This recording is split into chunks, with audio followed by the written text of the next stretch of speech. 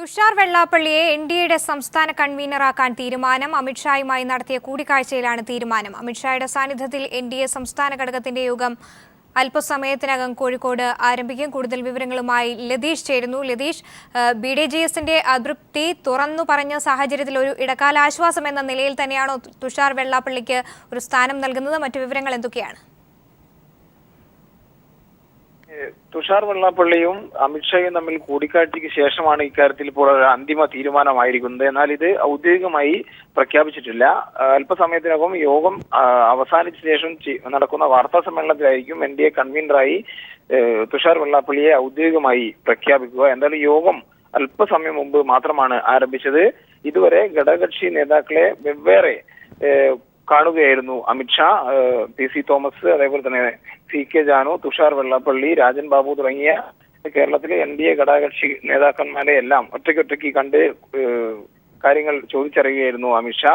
ഈ കൂടിക്കാഴ്ചയിൽ സംസ്ഥാന പ്രസിഡന്റ് കുമ്മനം രാജശേഖരനും പങ്കെടുത്തു. ഈ ചർച്ച പൂർത്തിയാക്കിയ ശേഷമാണ് ഇപ്പോൾ സംസ്ഥാന NDA നേതൃയോഗം നടക്കുന്നത്. അമിത്ഷായും യോഗത്തിൽ പങ്കെടുക്കുന്നുണ്ട്. ഈ യോഗത്തിൽ NDA വിപുലീകരണം അടക്കമുള്ള ചില കാര്യങ്ങളിൽ കൂടി തീരുമാനം ഉണ്ടാകും എന്നാണ് അറിയാൻ കഴിയുന്നത്. എന്തായാലും യോഗം ആരംഭിച്ചു കഴിഞ്ഞു.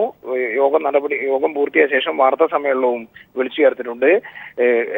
BDJSുമായി ബന്ധപ്പെട്ട് നേരത്തെ സ്വാമി സൂചിപ്പിച്ചതുപോലെ തന്നെ ചില പ്രശ്നങ്ങൾ BJP നേതൃത്വമായി ഉണ്ടായിരുന്നു. ചില ബോർഡ് കോർപ്പറേഷൻ ചെയർമാൻ സ്ഥാനം ഉൾപ്പെടെയുള്ള പദവികൾ BDJSന് കേരള NDA രൂപീകരണവുമായി ബന്ധപ്പെട്ട് തന്നെ വാഗ്ദാനം ചെയ്തിരുന്നു BJPയുടെ ദേശീയ നേതൃത്വം. എന്നാൽ ഈ സ്ഥാനങ്ങളൊന്നും ഇതുവരെ ലഭിക്കാത്തൊരു സാഹചര്യമുണ്ട്. അതുകൊണ്ട് തന്നെ BDJSും ഇതും അതേപോലെ തന്നെ SNDPയും BJP നേതൃത്വവുമായി ചില അകൽച്ച ഉണ്ടായിരുന്നു അടുത്ത കാലത്ത്. എന്നാൽ ഇത് പരിഹരിക്കാൻ ആവശ്യമായ ചില നടപടികളും ഉടൻ ഉണ്ടാവുമെന്ന് തന്നെയാണ് തുഷാർ വെള്ളാപ്പള്ളിയുമായി ബന്ധപ്പെട്ടപ്പോൾ നമുക്ക് ലഭിച്ച വിവരം. എന്തായാലും രണ്ടാഴ്ചക്കകം ബോർഡ് കോർപ്പറേഷൻ ചെയർമാൻ പദവിയിൽ ഉൾപ്പെടെ തീരുമാനം ഉണ്ടാകും. ഈ കാര്യങ്ങളും ഇന്ന് BDJS നേതാവ് തുഷാർ വെള്ളാപ്പള്ളി അമിത്ഷായുമായി നടത്തിയ ചർച്ചയിൽ സൂചിപ്പിച്ചിട്ടുണ്ട്. ഈ വിഷയങ്ങളും ചർച്ചയായിട്ടുണ്ട്.